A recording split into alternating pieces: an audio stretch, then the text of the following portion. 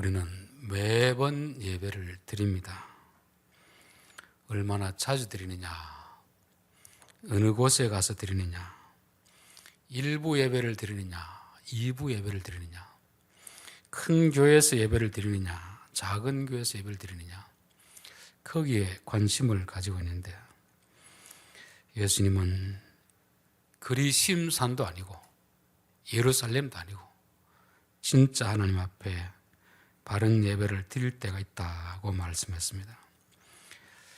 우리의 신앙생활이 늘 예배와 연관되는데 우리는 어떻게 하면 좀 더 많이 드릴까 고민하고 있지만 성경의 관심은 그와는 조금 다릅니다.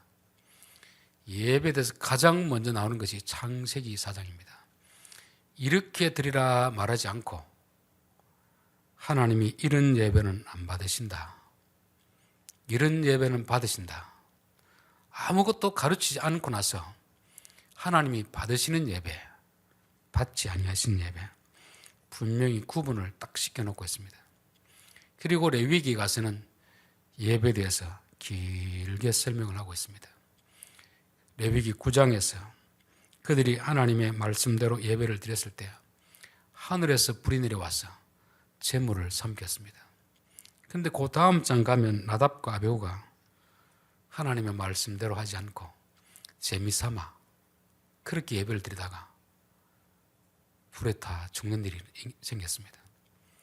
예배는 하나님이 우리에게 은혜를 주시는 자리이기도 하지만 또 한편은 매우 위험하다는 것을 창세기부터 레위기까지 그렇게 말씀하고 있는 것입니다.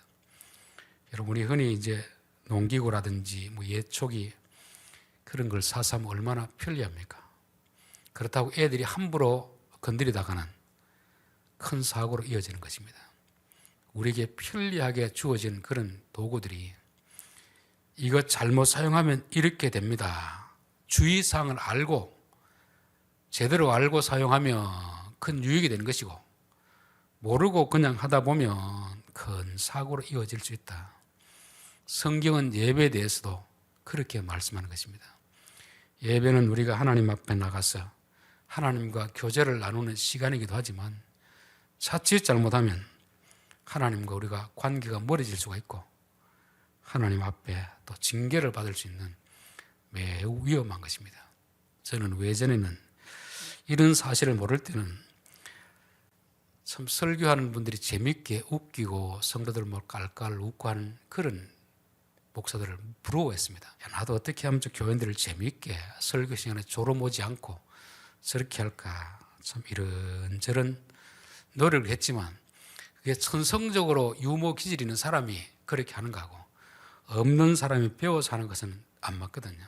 그래서 이거는 내게 안 맞겠다 싶은 생각이 들었고, 그리고 나서 예배는 장난이 아니구나, 코미디 시간도 아니구나, 예배 시간은 우리가 하나님 앞에 가서 죽는 시간입니다. 번제로 내가 바쳐지는 시간이거든요. 제대로 내가 죽으면 하나님이 살려주는 역사가 있지만 내가 안 죽고 살아서 퍼덕퍼덕 하나님 앞에 나가면 웃고 떠들다 보면 그 불에 내가 타서 죽는 그런 위험한 자리가 바로 예배 자리입니다. 그래서 그 이후부터는 재밌게 웃기는 사람들이 부러운 것이 아니고 저거 위험한데, 히브리서 보면은 하나님의 말씀은 홍과 영과 관절과 골수를 찔러 쪼개어서 속의 것을 다 들춰내는 시간이거든요. 즉 예배 시간은, 특별히 말씀 전하는 시간은 우리 내면에 있는 것을 다 들추어서 내놓는 시간입니다. 영적인 수술 시간이죠. 여러분, 의사들이 환자를 놓고 수술하면서 자기들끼리 껌 씹으면서 히덕거리고 수술한다면 그게 만약 환자들 보호자가 보면 어떤 생각이 들겠습니까? 저런 사람에게 어떻게 내 가족의 목숨을 맡길까? 그 손가락 한마디 한마디에 사람이 죽고 사는 문제가 달려있는데 그 자리에서 어떻게 히덕거리면서 웃고 할 수가 있겠습니까? 예배 자리는 그만큼 죽고 사는 그런 장소라는 것을 성경이 창세기부터 그렇게 말씀해 주는 것입니다. 그런데 우리는 이 엄중한 사실을 모르고 너무 요즘은 열린 예배라니 인간의 자유로운 어떤 것을 분출하면서 마치 예배 자리인지 어디 세상 사람들 술 먹고 노는 자리인지 이게 구분이 안 될 정도로 그렇게 타락해 있는 그런 모습이 있습니다. 그래서 1차적으로 우리는 예배라는 것은 알고 드리면 복된 장소이지만 모르고 드리면 위험한 장소이다. 그래서 22절에도 너희는 알지 못하는 것을 예배하고 우리는 아는 것을 예배하노니, 아무것도 모르고 예배 드리는 사람이 있고 알고 예배 드리는 사람이 있습니다. 어떤 도구를 사용할 때 이 도구를 잘못 사용하면 다칠 수 있다는 걸 알고 도구를 쓰는 사람이 있고 위험성을 모르고 쓰는 사람이 있습니다. 알고 쓰는 사람은 그 도구가 우리에게 유용한 도구가 되지만 모르고 쓰면 우리에게 엄청난 위해를 가할 수 있는 흉기가 될 수 있다는 것을 성경은 말씀하고 있습니다. 그래서 구약의 선지자들은 나는 제사를 원하지 않는다, 제사를 원하지 않는다, 번제를 원하지 않는다, 그건 예배를 원하지 않는다는 게 아니고 예배가 무엇인지 모르고 드리는 그 예배를 내가 원하지 않는다는 것을 성경은 말씀하고 있습니다.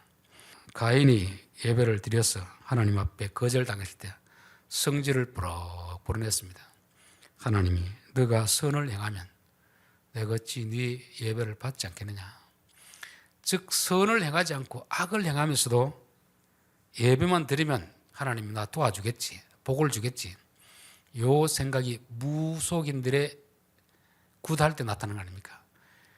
그 사람, 의뢰한 사람은 전혀 상관이 없습니다. 악을 범하든 죄를 짓든 상관이 없고 돈만 많이 내면은 당신의 요구를 들어줄 것이다.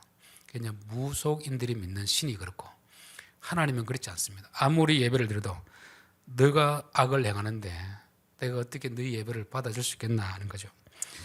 이사야 1장 13절에 보면 헛된 재물을 다시 가져오지 말라. 분향은 내가 가증히 여기는 바요. 월삭과 안식일과 퇴회로 모이는 것도 그러하니 성회와 더불어 악을 행하는 것을 내가 견디지 못하겠노라. 기독교 신앙은 예배와 삶이 별개가 아닙니다. 삶이 하나님이 싫어하는 삶을 사는데 아무리 하나님 앞에 예배를 드린들 그 하나님은 받지 않는다는 것입니다. 이사야 1장 15절 너희가 손을 펼 때 내가 눈을 너희에게로 가리고 너희가 많이 기도할지라도 내가 듣지 아니하리니 이는 너희의 손에 피가 가득함이라. 피가 가득한 건 남을 죽이고 해치고 빼앗고 그런 삶을 살면서 기도를 아무리 많이 한들 하나님이 들으시겠나. 그래서 삶과 예배가 일치하지 않는 그 예배 하나님은 받지 아니하신다는 것입니다. 오늘 23절 아버지께 참되게 예배하는 자들은 아버지께 참되게 예배하는 자들은 참되게 예배한다는 것은 바른 예배, 올바른 예배, 하나님이 받으시는 예배 그것을 말씀합니다. 그러면 참되게 예배한다는 것이 있으면 잘못되게 예배하는 자들도 있겠죠. 가인의 예배가 잘못 드려진 예배, 이사야 시대에 이스라엘 백성들이 드렸던 예배, 하나님이 나 번제 싫어한다, 나 제사 드리는 거 싫어한다, 그런 것이 바로 잘못된 예배라는 것을 말씀하고 있습니다. 나답과 아비후가 드렸던 예배 잘못된 예배였습니다. 아나니아와 삽비라가 드렸던 헌금 잘못된 헌금이었습니다. 우리는 예배를 드리느냐 안 드리느냐, 헌금을 얼마나 많이 하느냐 적게 하느냐, 기도를 얼마나 오래 하느냐 적게 하느냐, 이게 지금 중요한 게 아니고 내가 하는 예배가, 내가 하는 헌금이, 내가 하는 기도가 하나님이 기뻐하는가 기뻐하지 않는가, 이것을 먼저 생각해야 되는 거죠. 이거를 생각 안 하면 아나니아와 삽비라는 땅을 팔아서 헌금하고 그런 비참한 신세를 당했는데 그런 바보 같은 짓을 할 일이 뭐 있겠습니까? 알고 조금 하는 게 낫죠. 모르고 많이 하려고 하다가 오히려 불행한 일을 당한 거 아닙니까? 24절 하나님은 영이시니, 하나님은 영이시니. 참 이 영이라는 말이 참 어렵습니다. 이 신학적으로 표현하기 어렵고 세상 사람들은 잘 쓰지 않는 단어, 오로지 교회 안에서만 쓰는 단어. 그러나 교회 안에 쓰고는 있지만 이게 정확하게 무슨 의미인지 모르는, 요절로 외우기는 수도 없이 외우는데 교회 여러 가지 현수막은 다 놓는데 하나님은 영이시니 예배하는 자가 영과 진리로 예배할지니라. 이 의미를 모르고 백날을 외워봤던 그게 무슨 의미가 있겠습니까? 하나님이 영이라는 말은 1차적으로는 하나님은 사람이 아니라는 것입니다. 기도를 가르쳐 주실 때도 하늘에 계신 우리 아버지요, 하늘에 계신 아버지요. 하늘이라는 것은 저 푸른 공중 상공에 있다는 뜻이 아니잖아요. 하나님은 땅에 계신 분이 아니다. 우리는 땅에서 태어난 존재이고 하나님은 하늘에 계시는 존재이고, 즉 하나님과 우리가 다르다. 하나님과 우리는 다르다. 존재적으로 다르고 가치관이 다르고 하나님이 원하시는 거 다르고 우리가 원하는 것이 다르다는 것을 말씀합니다. 하나님은 영이시니 우리가 드리는 예배를 받는 분이 영이신 분이라는 것은 우리와 다른 분이구나. 존재적으로 다른 분이구나. 좋아하는 것이 다른 분이구나. 남자, 여자가 교제할 때 남자는 여자를 알아야 됩니다. 여자는 남자를 알아야 됩니다. 남자는 여자가 아니니 여자는 남자가 아니니. 근데 그걸 모르면 남자는 여자에게 선물한다고 하면서도 여자가 좋아하는 것을 뭔지를 모르고 남자가 좋아하는 것을 선물하는 것입니다.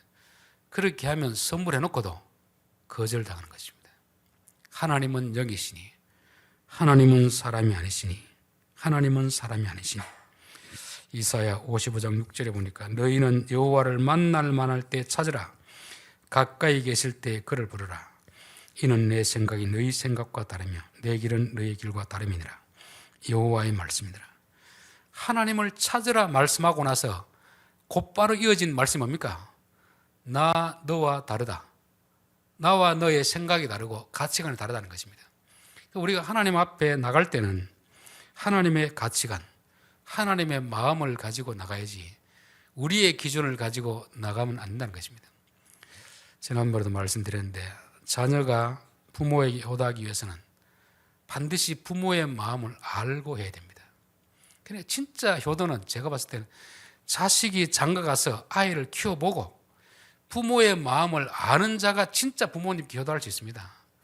부모의 마음을 모르는 사람이 자기 기준에서 이렇게 하면 좋아하겠지, 저렇게 하면 좋아하겠지, 물론 좋아할 수도 있지만 진짜 부모에게 효도는 부모의 마음을 아는 사람이 진짜 효도를 할 수 있습니다. 그래서 내가 자녀를 키우면서 자녀들이 우리의 기쁨이 되지만 부모에게 근심이 되는구나. 자녀가 속을 썩여도 미워할 수 없는구나. 이런 부모의 마음을 아는 자가 진짜 부모에게 효도할 수 있는 것입니다. 우리가 하나님 앞에 예배하는 자가 되기 위해서는 3장에 뭐 있습니까? 물과 성령으로 거듭난 자. 물과 성령으로 거듭난 자가 하나님 앞에 예배할 수 있는 것입니다. 물과 성령으로 거듭난다는 것은 하나님의 마음을 가지고 우리 마음이 철이 들어가는 거죠. 이야, 하나님이 이런 분이구나. 그전에는 우리가 알고 있듯이 세상 무속인들이 생각하는 그 신, 열심히만 하면 받아주겠지. 어느 신이든지 지극정성을 다하면 받아주겠지. 그래서 옛날 번역이 신령과 진정으로 예배할지니, 이런 번역을 해놓으니까 비나이다, 비나이다, 비나이다, 비나이다. 여러분, 예수 안 믿는 사람들이, 무속신앙 가진 사람이 얼마나 정성을 들인지 압니까? 우리는 새벽에 일어나서 세수도 안 하고 나오잖아요. 그 사람들은 새벽에 일어나서 목욕 재개합니다. 목욕 재개. 목욕 재개하고 또 높은 산을 올라갑니다. 그들의 열심에 비하면 우리는 비교가 안 되는 것이죠. 옛날 구번역이 신령과 진정으로 이렇게 번역되다 보니까 예배는 무속인들의 마음으로 드려야 되는구나. 지극정성으로 비나이다, 비나이다. 그게 아닌데 번역 하나가 잘못되니까 예배에 대한 방식이 완전히 무속으로 바뀌어져 버린 거죠. 하나님은 영이시니, 하나님은 영이시니 하나님의 마음을 알아야 된다. 그런데 우리가 어떻게 하나님 마음을 알겠습니까? 처음에 창조할 때는 하나님의 형상을 따라서 사람을 창조했다 하고 했습니다. 그 형상이라는 것은 껍데기가 아니고 하나님의 마음입니다. 하나님의 가치관, 하나님의 정신, 그렇게 창조했는데 사람이 타락함으로 인하여서 영이 아니라 육이 되어버렸습니다.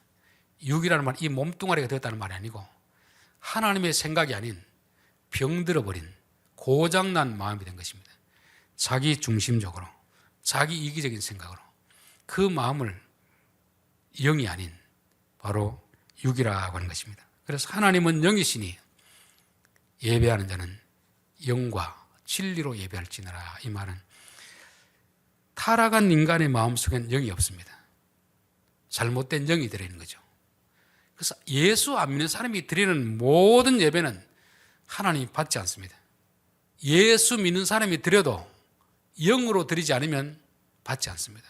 육으로 드리면 받지 않는 거죠. 자기가 임금인 것처럼, 자기가 주인인 것처럼 그런 생각을 가지고 하나님 드리면 받지 않습니다. 영으로 드린다는 것은 하나님을 온전히 하나님으로 인정하고 모시는 마음, 그런 마음으로 드려야 되는 것입니다. 하박국서 2장 20절에 오직 여호와는 그 성전에 계시니 온 땅은 그 앞에서 잠잠할지니라 하시니라. 그래서 예배 자리에 올 때는 나는 종입니다. 하나님이 왕이십니다. 그 마음을 가지고 와야 되는 것입니다. 그 마음은 우리의 본성에서 나오는 게 아니고 성령께서 우리 마음에 주시는 마음입니다. 그런데 물과 성령으로 거듭난 자들도 영으로 드릴 때도 있지만 육으로 드리는 사람이 있습니다. 육으로 드린다는 건 무슨 뜻이죠? 자기를 앞세우는 거죠. 하나님을 높이는 자리가 예배가 돼야 되는데 나는 죽고 나는 엎드려지고 하나님만 높이는 그 자리가 예배가 돼야 되는데 사람들은 예배 행위를 통해서 하나님을 높이기보다 자기를 높이는 것입니다. 바리새인들의 기도가 그렇지 않습니까? 하나님 부르지만 하나님 나는 저들과 같지 않습니다. 이거 했고 저거 했고 이들 중에 제일 믿음 좋습니다. 자기만 높이는 기도, 그 기도 하나님 안 들으십니다. 대표 기도할 때도 하나님 나는 죄인입니다. 아브라함처럼 나는 티끌과 죄만 또 못합니다. 그렇지만 하나님을 의지해서 오늘 우리 성도들을 대신해서 기도를 드립니다. 하나님만 향하는, 하나님만 높이는 기도를 해야지 바리새인처럼 기도를 통해서 나를 높이고 잔다면 육으로 드리는 기도이고 하나님은 받지 않습니다. 저는 교회 안에서 특송하고 성가대 할 때도 마찬가지입니다. 오로지 하나님만 높이는 찬양을 드려야 하나님이 받으시는데 자기를 높이는 찬양 하나님 안 받으십니다. 특별히 음악 하시는 분들 중에는 믿음이 부족한 사람들, 특별히 믿음이 없는데 악기를 잘 연주하기 때문에 노래를 잘하기 때문에 교회에서 그들을 돈을 주고 와서 성가대에 세우는 그런 경우가 됐습니다. 그런 사람이 하나님을 높이겠습니까? 자기를 높이겠습니까? 자기를 높이는 거죠. 아무리 성악을 잘하더라도 하나님을 높이는 자리가 되어야 되는데 자기 실력을 과시하고자 하는 그런 마음을 가지고 하는 찬양 하나님이 안 받으신다는 것입니다. 목사도 마찬가지입니다. 설교를 통해서 내 실력을 드러내야 되겠다. 자기가 깨달은 바를 성도들에게 각인시켜야 되겠다. 이 생각을 가지고 자기를 높이려고 하면 하나님이 그 설교 쓰시지 않습니다. 겸손하게 하나님이 말씀하신 의중이 무엇인가, 하나님의 뜻이 무엇인가, 온전히 하나님의 뜻만을 나타내는 그런 설교를 하나님이 받으시는 설교가 된 것입니다. 우리가 앉아서 예배를 드리든 기도를 하든 찬송을 하든 설교를 하든 간증을 하든 예배에 대한 모든 가장 기본적인 것은 하나님은 영이시니 영으로 성령 안에서 드려야 될지니라. 나를 낮추고 하나님 앞에 엎드리고 하나님을 높이는, 우리가 하는 모든 존경이가 하나님을 높이는 것이 되어야 됩니다. 헌금도 하나님을 높이는 헌금이 되어야 되지 내 이름을 드러내기 위해서 내가 교인 앞에서 내가 그래도 믿음이 제일 좋다는 그런 뜻으로 많은 헌금을 드리면 아나니아 삽비라처럼 위험을 당할 수 있습니다. 하나님은 영이시니 영과 진리로 예배할지니라. 진리로 예배를 드린다는 것은 하나님이 정하신 방식을 따라 말씀을 따라 드린다는 것입니다. 내가 하고 싶은 대로 드리는 게 아니에요. 구약 이스라엘에 보면 여로보암의 길을 간 사람이 있고 다윗의 길을 간 사람이 있습니다. 여로보암도 종교 생활을 했습니다. 그런데 믿음의 대상이 하나님이 아니고 금송아지를 만들어놨습니다. 오늘날 금송아지는 뭐겠습니까? 돈이죠, 돈.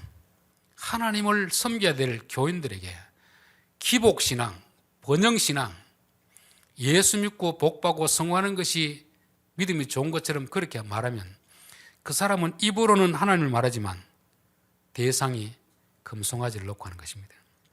그리고 성전도 예루살렘 성전이 아니라 단과 베델, 자기들이 편리한 데 지어놓는 것이고, 제사장도 레위 지파가 아니라 그냥 돈 받고 세우고, 절기도 하나님이 정하신 절기가 아니라 자기 마음대로 하는 것입니다. 이런 종교 행위는 비슷한데 하나님을 모독하는 것이 되는 거죠. 그래서 나답과 아비후가 방금 예배를 드려가지고 하나님의 영광이 내려왔던 그 장소에 하나님이 정하시 않는 다른 불로 드린다는 건 뭐냐면 그냥 우리의 방식대로 하나님 생각 안 하고 이렇게 하면 좋아하시겠지, 그런 식으로 드리다가 그가 벌을 받지 않습니까? 여러분, 진리로 드린다는 것은 하나님의 말씀에 의하여 입각해서 드리는 것입니다. 우리가 공구 기계를 사용할 때도 그 제조사가 만든 설명서, 요거는 요렇게 사용해야 됩니다, 요렇게 하면 위험합니다, 그 방식을 따라서 사용해야지 그냥 그 경고를 무시하고 마음대로 사용하다 보면 큰 사고로 이어지지 않습니까? 예배도 마찬가지입니다. 진리로 드리라는 것은 예수님 안에서 드리는 것이고 말씀 안에서 그렇게 드린다는 것입니다. 그래서 저는 오늘날 열린 예배를 보면 저게 과연 하나님이 기뻐하는 예배일까? 너무 인간 편의 위주로 하나님이 중심이 아니고 하나님이 기뻐하는 하나님의 기준에 맞춰야 되는데 너무 사람의 기준에 맞추려고 하는 것입니다. 우리 보수주의 교회에서는 정말 옛날에는 설교가 아주 딱딱했습니다. 설교는 그냥 앞에서 말씀하면 다 듣는 것으로 그렇게 지루한 시간이었는데, 이러다 보니까 자꾸 교인들이 줄고 이러다 보니까 이거 안 되겠다 싶어서 교인에 맞춰가지고 자꾸 설교를 하는 거죠. 교인들이 부담스러워하는 주제는 다 빼버리고 좋아하는 설교만 다 하는 것입니다. 그러니까 교회가 부흥이 되니까 너도 나도 이 교회 저 교회에서도 설교 세미나를 가서 어떻게 하면 교인이 부흥할까, 거기에 치중해서 그렇게 가는 거 아닙니까? 하나님은 교회의 부흥이 뭐냐면 원래 말씀대로 돌아오는 것입니다. 너무 말씀에서 빗나간 그런 교회들, 말씀으로 돌아오라 하는 것입니다. 그렇게 되기 위해서는 말씀을 따라 드려야 되는 것입니다. 또 하나, 영과 진리라는 것은 영 따로 진리 따로가 아닙니다. 1 플러스 1은 뭡니까? 2가 되죠. 1 곱하기 1은 뭐가 됩니까? 1이 되죠. 영과 진리는 각각 따로 가는 것이 아니고 하나로 가는 거예요. 하나로. 둘이 하나가 되어서 온전한 것입니다. 가정에도 여자 따로 남자 따로가 아니고 여자와 남자가 합하여 하나가 될지라, 이 말은 둘이 하나가 되어서 하나가 되는 걸 말하는 것입니다. 영 따로 진리 따로가 아닙니다. 성령 따로 말씀 따로가 아니고 물과 성령으로 영과 진리로 같이 가는 것입니다. 여러분, 성령님은 말씀과 따로 역사하는 분이 아닙니다. 말씀이 있는 현장에서 성령님이 역사하는 것입니다. 왜냐하면 말씀을 기록하게 하신 분이 성령님이기 때문에 그렇죠. 그래서 오늘날 신비주의자라든지 율법주의자라는 것은 영 따로 말씀 따로, 그리심산 따로, 예루살렘 따로, 따로 국법을 만들어놨습니다. 그러나 성경은 영과 진리로, 물과 성령으로, 성령과 말씀은 따로 가는 것이 아니다. 기도와 말씀 따로 가는 것이 아니다. 그래서 구약 성막에 보면 성전 뜰에는 2개가 있습니다. 그게 뭐냐면 번제단과 물두멍이 있는 거죠. 그 번제단은 자기를 태우는 믿음이고 물두멍은 회개입니다. 여러분, 믿음 있는 사람은 반드시 회개로 나타나야 됩니다. 믿음이 있는데 회개가 없다, 그것은 반쪽짜리 신앙인 거죠. 믿음과 회개는 둘이서 하나가 세트를 이루는 것입니다. 성소 안에 들어가면 등잔대가 있고 떡상이 있습니다. 등잔대는 성령을 상징하는 것이고 떡상은 오늘날 말하면 말씀을 사용하는 거죠. 상징하는 것입니다. 하나님의 말씀과 성령님은 따로 하는 것이 아니다. 항상 같이 가는 같이. 이 2개가 따로 분리되어 버리면 이건 이상한 교리가 되는 것입니다. 그 다음에 지성소 안에 들어가면 보통은 이제 분향단을 성소에 있다고 하는데 히브리서를 보면 성소에 있는 게 아니고 지성소에 있습니다. 기도와 법계, 말씀. 기도와 말씀도 같이 가는 거지 기도 따로 말씀 따로가 아닙니다. 여러분, 원래 우리 기도라는 것은 내 소원을 말하는 게 아니고 성소에서 들었던 성령의 감동으로 깨닫게 해준 그 말씀을 붙들고 기도하는 것입니다. 그리고 또 마지막 가면 법궤인 것입니다. 기도와 말씀과 기도는 하나이지 두 개가 아닙니다. 25절 여자가 이르되 메시아 곧 그리스도라 하는 이가 오실 줄을 내가 아노니 그가 오시면 모든 것을 우리에게 알려주시리라. 예수께서 이르시되 내게 말하는 내가 그라 하시니라. 구약 시대에, 특별히 신약 시대에 이 수가성 우물가 여인도 그렇고 바리새인도 그렇고 많은 백성도 그렇고 메시아가 왔습니다. 메시아가 왔는데 메시아를 알아보지 못했던 것이죠. 기적을 베푸니까 메시아라고 쫓아오다가도 십자가 지고 간다고 하니까 다 뿔뿔이 도망간 것입니다. 그러니까 돌을 들어가지고 치려고 했던 것이죠. 왜 그렇겠습니까? 메시아에 대한 생각이 잘못되고 있습니다. 메시아. 구약 성경이 말하는 메시아를 믿는 게 아니고 자기들이 생각하는 메시아를 믿는 것입니다. 유대인들은 적어도 메시아가 오면 로마로부터 해방시켜줄 정치적인 메시아로 생각했습니다. 오늘날로 말하면 예수 믿으면 이 나라에 정치적으로 뭔가 될 것처럼 그런 기대를 가지고 예수를 믿으면 예수님이 지금 이 자리에 있어도 모르는 거죠. 왜냐하면 내가 생각하는 메시아는 이것인데 성경이 말하는 메시아는 이 메시아인 것입니다. 여러분, 우리가 예수님에 대해서 잘못된 생각을 가지고 있으면 예수님이 우리 앞에 있어도 함께 있어도 예수님을 모르게 되는 것입니다. 그래서 누가복음 17장 20절에 보면 바리새인들이 하나님 나라가 어느 때에 임하리까 묻거늘 예수께서 대답하여 이르시되 하나님의 나라는 볼 수 있게 임하는 것이 아니요 또 여기 있다 저기 있다고도 못하리니 하나님은 너희 안에 있느니라. 더 정확한 번역은 너희 가운데 있느니라. 바리새인들이 지금 예수님하고 같이 있으면서 하나님 나라 언제 임하겠습니까? 그러니까 여기에 있지 않냐. 여기 예수님 대답하는 예수님이 하나님 나라의 실체인데 예수님과 같이 있으면서도 하나님 나라를 쫓아다니고 있는 것입니다. 이게 바로 예수님에 대해서 잘못된 지식을 가지고 있으면 예수님 우리 안에 있어도 우리도 그럴 수 있다는 거죠. 오늘날 우리는 무엇을 오해하겠습니까? 성령에 대한 오해라고 해요. 성령에 대한 오해. 성령이 이 자리에 있는데 성령에 대한 잘못된 생각을 가지고 있기 때문에 사람은 성령님을 만나지 못했다고 하는 것입니다. 흔히 이제 대부분 사람들이 간증할 때 보면 내가 성령 체험했다 할 때 그 사람들이 말하는 성령 체험 뭐겠습니까? 은사를 경험했을 때 그때 성령을 체험했다고 하는 것입니다.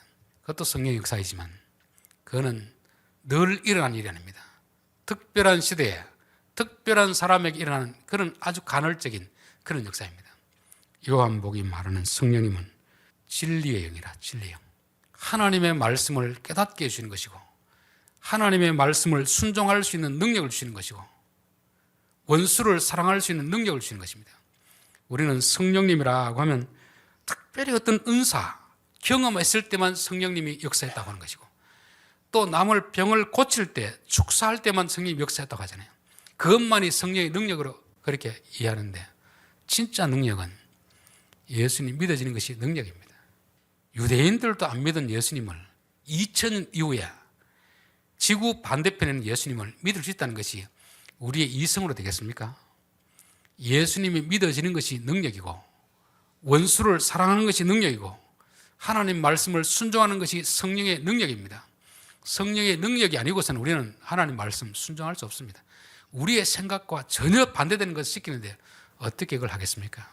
그러다 보니까 우리는 말씀 가운데서 말씀을 들으면서 말씀을 깨달으면서 성령이 지금 우리와 함께하고 있는데도 불구하고 우리는 은사를 경험하지 못했기 때문에 성령님을 만나지 못했다고 말하는 것입니다. 신약시대 유대인들이 예수님이 옆에 있음에도 불구하고 예수님을 알아보지 못했던 이유가 예수님에 대한 잘못된 정보, 잘못된 기대를 가지고 있기 때문에 그런 것이고 오늘날 이 시대에도 성령님이 우리 안에 계심에도 불구하고 그분이 보이지 않고 들리지 않고 역사하지 않는 것은 그분을 몰라서 그런 것입니다. 특별한 몇 사람에게 특별한 시대에 행하시는 그 능력만 보고 성령이 임했다 하는데, 여러분 오순절 이후에는 예수를 믿는 모든 사람이 가운데 함께 하시는 것입니다. 예수를 믿는다는 자체가 성령의 역사가 아니고는 믿을 수가 없는 것입니다. 내가 믿고 싶다고 해서 믿어지는 게 아니고 성령님 우리 안에 물과 성령으로 거듭나게 하시니까 믿어지는 것이고, 또 하나님 말씀을 읽을 때 글씨가 이해되는 것이 아니고 글씨를 통해서 하나님의 마음이 깨달아지는 것이 성령의 역사가 아니고 어떻게 그렇게 되겠습니까? 그러다 보면 감동의 눈물도 흘릴 수 있는 것이고, 현상은 사람마다 다 다를 수가 있습니다. 또 어떤 일을 해야 될 때 무엇을 해야 할까 고민하며 기도할 때 말씀이 떠오르게 하는 것도 성령이 하시는 거 아닙니까? 원수를 어떻게 사랑하겠습니까? 우리가 성령이 계시면 그분이 우리로 하여금 내 외자아를 죽이고 하나님의 마음을 우리 마음속 이식시키기 위해서 원수가 믿지 않도록 만들어주는 것입니다. 속 썩이는 남편 불쌍히 여길 때가 있지 않습니까? 성령님이 우리 안에서 역사하는 거 아닙니까? 우리는 너무도 우리 곁에서 가까이에서 역사하시는 성령님, 그 성령님을 너무 잘못된 정보 때문에, 가르침 때문에 하나님이 역사하지 않는 것처럼 그렇게 오해하게 되는 것입니다. 결론입니다. 하나님은 영이시니 예배하는 자는 영과 진리로 예배해야 할지니라. 하나님은 사람이 아니구나. 하나님은 사람이 아니구나. 하나님은 우리와 생각이 다르구나. 우리와 가치가 다르구나. 우리는 짐승을 잡아서 죽이면 좋아할 줄 아는데, 헌금을 많이 하면 좋아할 것 같은데, 뭔가 열심을 내면 좋아할 것 같은데, 그 이전에 하나님은 짐승을 잡지 말고 너가 죽어야 된다. 내가 죽는 것이고 내가 낮아지는 것이고 하나님을 높이는 것이 하나님이 기뻐하시는 것입니다. 영과 진리로 말은 왜 사람의 마음이 아니고 성령으로 거듭난 그 마음, 하나님의 영광을 위하여서 하나님을 높이는 모든 종교 행위가 될 때 하나님이 받으시는 것이고, 또 내가 하고 싶은 대로 막 그렇게 하는 게 아닙니다. 누군가 우리를 도우려고 할 때도, 밭에 가서 노벌을 해서 일을 할 때도 주인이 요렇게 해주십시오 하면 그렇게 하면 되잖아요. 근데 그렇게 안 하고 뭐 자기 마음대로 이렇게 잘한다고 하면 주인이 뭐라고 하겠습니까? 일을 시켜놓고 나서 자기는 잘한다고 해도 다시 다 하는 거예요. 다시. 우리 예배도 마찬가지입니다. 하나님이 시키는 대로 하는 것입니다. 시키는 것은 구약에서 성전 밖에서 예배드릴 때, 성소에서 예배드릴 때, 지성소 예배드릴 때 다 방식이잖아요. 번제와 물두멍, 내 희생, 내가 죽는 믿음과 그 다음에 회개가 있습니다. 회개. 여러분 설교를 듣고 회개가 안 된다 하면 예배를 잘못 드린 것입니다. 설교 시간은 우리 안에 있는 잘못된 생각을 자꾸 바꾸는 거거든요. 그거 지금까지 알고 있던 건 잘못된 것이다. 그러면 진리를 받아들이는 교체라는 것이 교체. 회개는 뭐 얼마나 눈물을 많이 흘렸느냐 이게 중요한 게 아니고, 야 나는 지금까지 이렇게 생각했는데 진리의 말씀을 이러하구나. 그럼 그 말씀으로 바꾸는 생각을 바꾸는 게 회개입니다. 우리는 항상 예배 시간마다 말씀을 볼 때마다 회개의 역사가 나타나야 됩니다. 성소 안에 들어가면 성령의 조명이 있는 것이고, 이제는 성령의 조명 안에서 말씀을 깨닫는 것입니다. 그전에는 내 실력, 내 이해 수준으로 하나님 말씀을 해석했지만 이제는 성령께서 비추어주는 거죠. 이 말씀을 통해서 내 마음이 이러하다. 그 다음에 기도와 법계.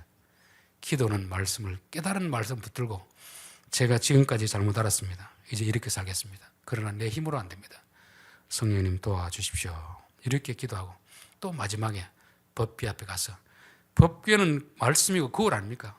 하나님 내가 이렇게 살았는데 어떻습니까? 자신을 비춰보고 잘못됐으면 다시 또 처음으로 나와서 계속 반복하는 이런 예배를 하나님이 기뻐 받으신다는 것입니다.